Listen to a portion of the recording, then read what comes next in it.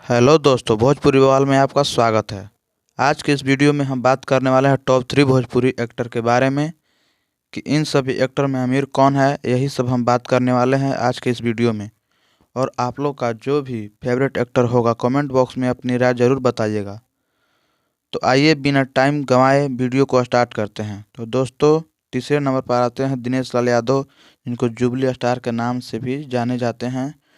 और नंबर 2 पे आते हैं अपने ट्रेंडिंग स्टार खेसारी लाल यादव, जो कि कोई पहचान का मोहताज नहीं है, जो कि इनका संपत्ति 20 से 22 करोड़ का है। तो आप लोग का क्या कहना है इनके बारे में कमेंट बॉक्स में अपनी राय जरूर दें। तो अब बात करते हैं भोजपुरी के पावर स्टार पवन सिंह के बारे में।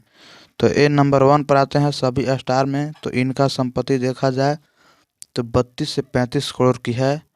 और हाँ, आपको ये वीडियो पसंद आया हो तो चैनल को सब्सक्राइब कर दीजिएगा और वीडियो को शेयर कर दीजिएगा।